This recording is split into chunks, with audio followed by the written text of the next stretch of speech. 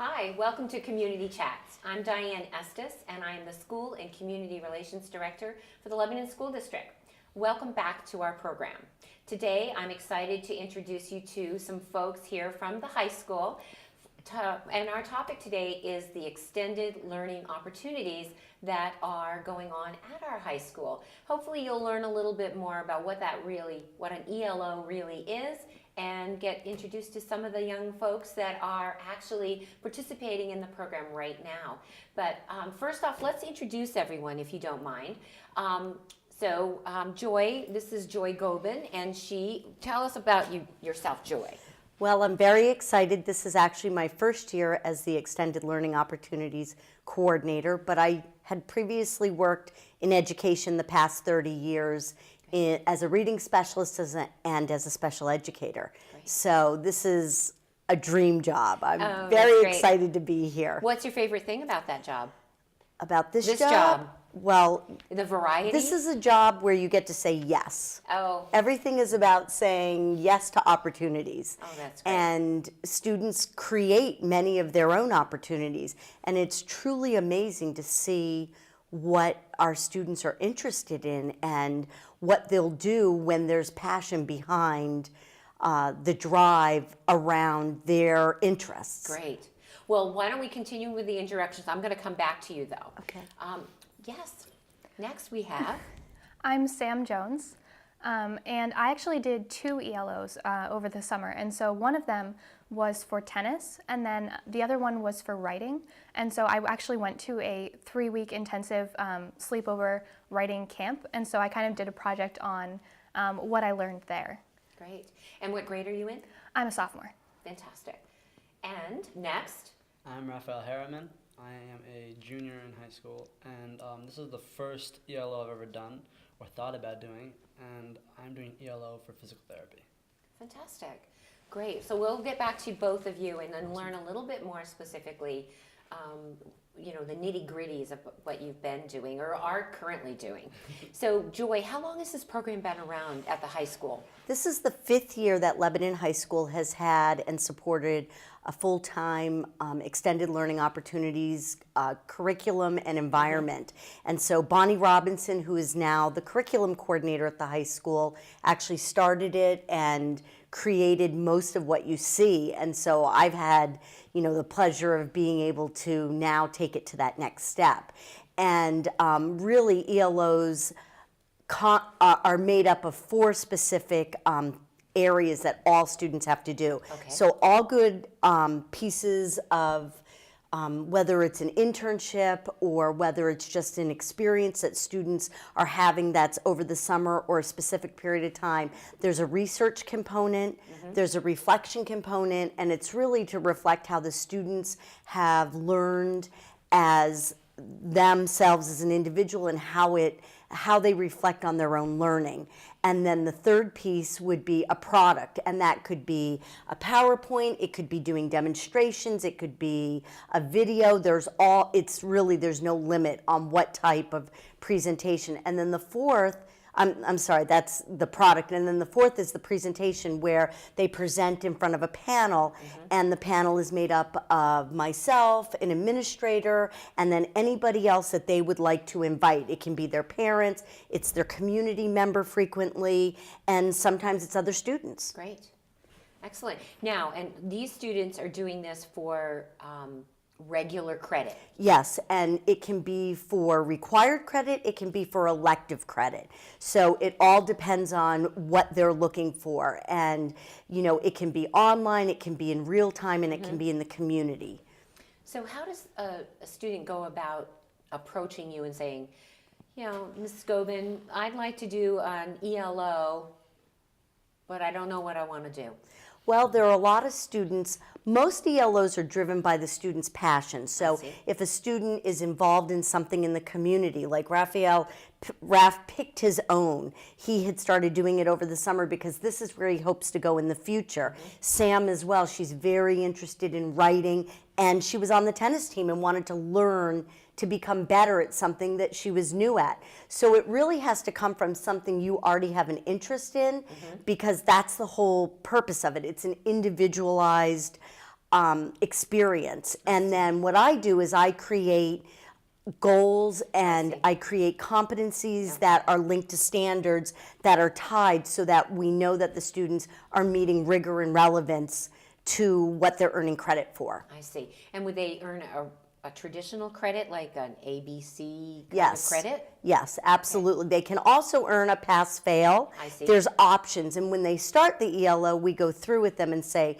would you like this to just be an experience? Would you like, because some kids do it, for example, as a community service see, experience, sure. and they're not looking to necessarily do a research component, but they want to do the other pieces of it. So that determines whether or not you're going for a credit and a grade, and whether it's a letter grade or a pass-fail. If it's a letter grade, it's tied to rubrics, and all the rubrics are on our website, and it's pretty clear cut, wouldn't you say, around, so students have the ability to earn what grade they feel they want to earn. I see. Great. Well, why don't we hear from the students? Why don't we hear a little bit, Sam, about the ELOs that you've already completed? You said you did one at a sleepover camp as far as your experience there and playing tennis. And then what was your product, or what did you hope to gain from that one?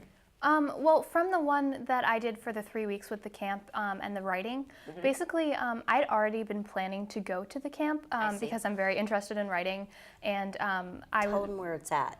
it was at Bard College at Simon's Rock, which is in Massachusetts, and it's the early college division of Bard.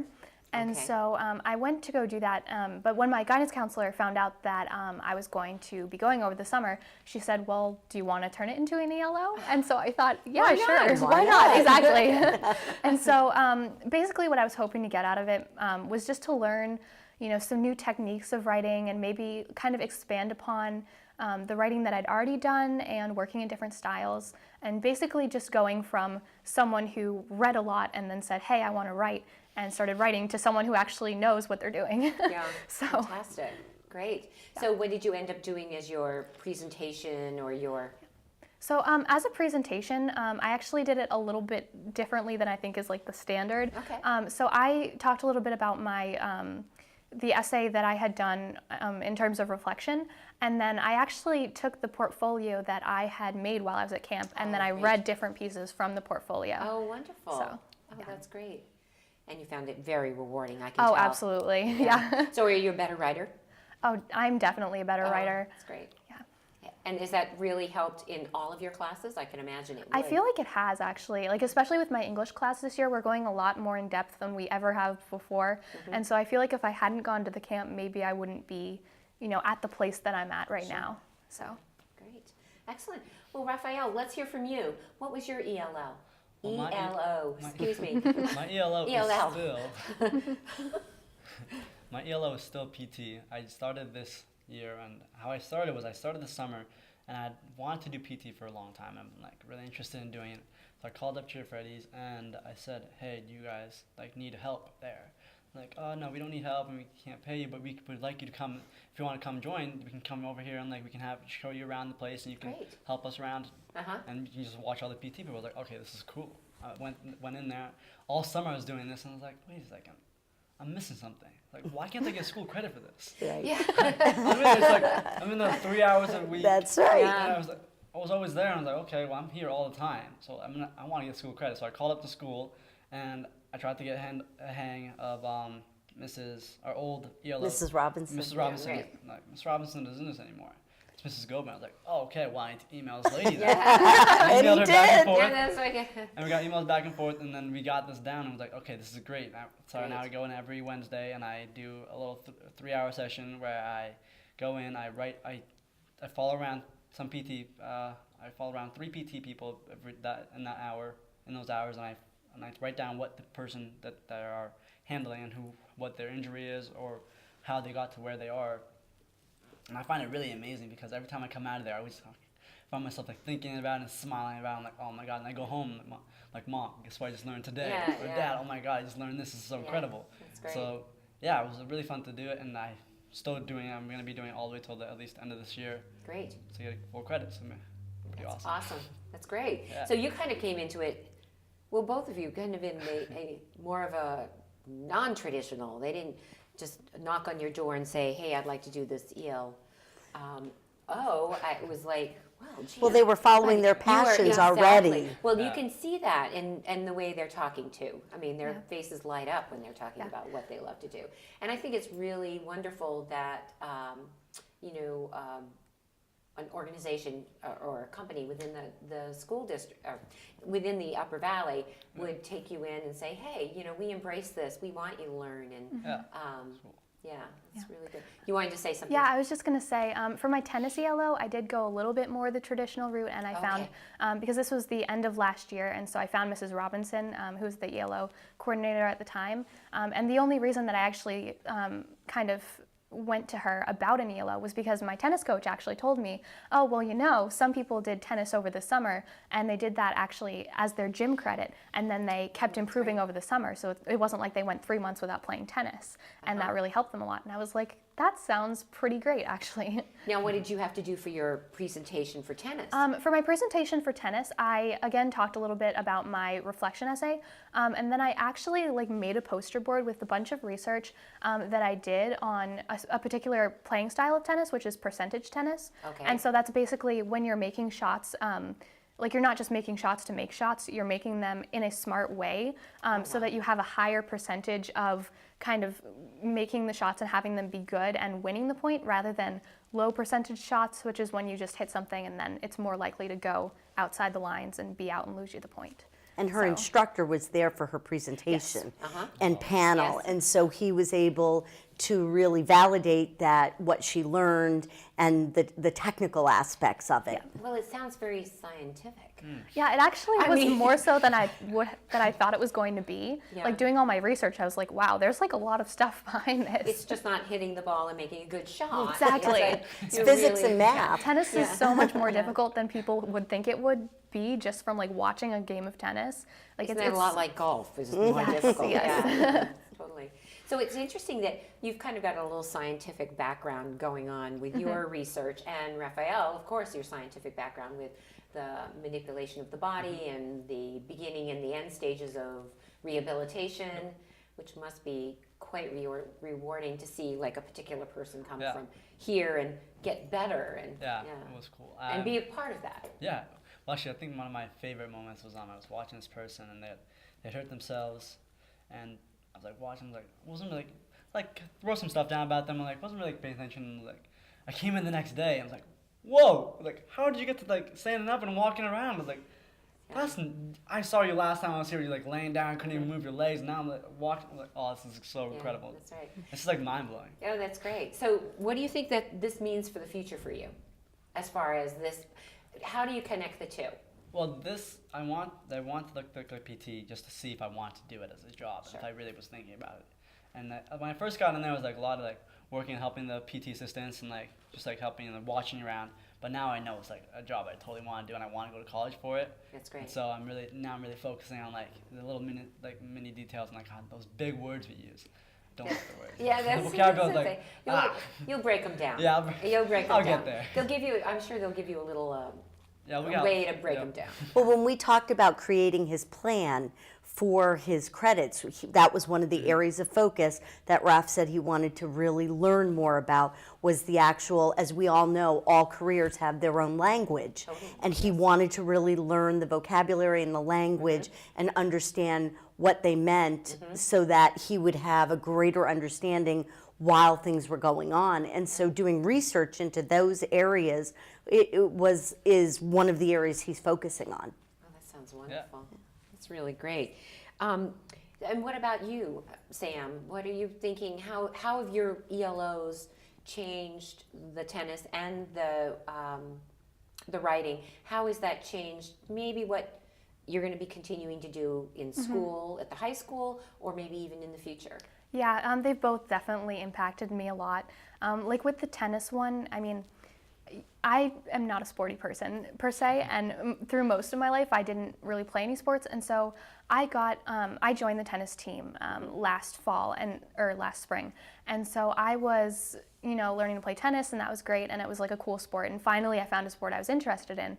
But then I did my ELO over the summer, and I really learned so much more about tennis than I would have otherwise, and I really got even more dedicated, and so that really just like connected me with tennis. And I feel like tennis is one of those sports where you can play it for the rest of your life. Yeah. So Right. I feel Yes. like, I feel like that's always going to stick with me. And if I hadn't done the ELO, then maybe I wouldn't even, be on the tennis team this year, or however that may have come about. So. Well, and hopefully you'll never have to visit RAF as a PT Yes, patient. yeah, that would be good. Exactly. Yeah, Sure, I plenty don't of want to tennis see players. you, actually. Thanks. And then with the writing one, actually the college itself, it was very interesting getting to go there, and I learned a lot when it comes to my writing skills. And so definitely, like before, I'd been thinking, well, maybe I want to be a writer as a job, or I want to go into something literature related. But having gone to that college for 3 weeks, I'm actually seriously considering applying there and leaving school after this year and going there for early college. Oh, So, wonderful. They have a unique program that will take kids before they've graduated from high school How wonderful. and right in. Oh, that's wonderful. And so, Joy, how many students do you have in the program right now doing ELO? We have about ELOs. 130 students, and they do a variety. I didn't even know it was that many. Yeah, it's amazing. People lot more are, than I thought. it's a lot more. It's because so many people are doing so many things outside of school, people don't realize.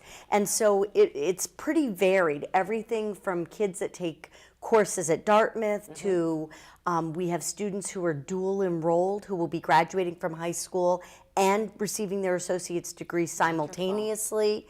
We have students doing internships, doing similar things to like what Sam did. They're highly engaged. We have a number of girls, for example, who dance 15 to 20 hours a week. And Some of my friends. exactly. And so just the intensity of what they do lends itself to an ELO either around PE, dance, or very specific topics within the study of movement. And so it really varies on what the individual student wants. So, and then we also have students doing online courses. It really runs the gamut. Well, at least sounds really wonderful, and I hope you guys will. Well, Raphael, you'll have to come back when yours is finished, and Okay. we know what you haven't done your presentation yet. Not done. Not yet. Okay. We can good invite luck. you to come. Yes, I would love and to see come to it. your presentation. cool. So, and we'd love to read a little bit of what you've written. If you would love to Sure, send yeah. that to me, that would be really wonderful too, because I'm sure the viewers would enjoy that as well. It's beautiful. So I think we're going to wrap up for today, but I'd love to hear more from you in the future, and we look forward to being together again at another time. So I want to thank you all for viewing today. Thank you for watching Community Chats, and any time that you want to know information about the school district, please visit our website at www.sau88.net. And of course, you could always get our calendar of events right on the calendar, what's happening at the high school with some of these students, but also throughout the district. So until the next time, we'll see you then. Bye-bye.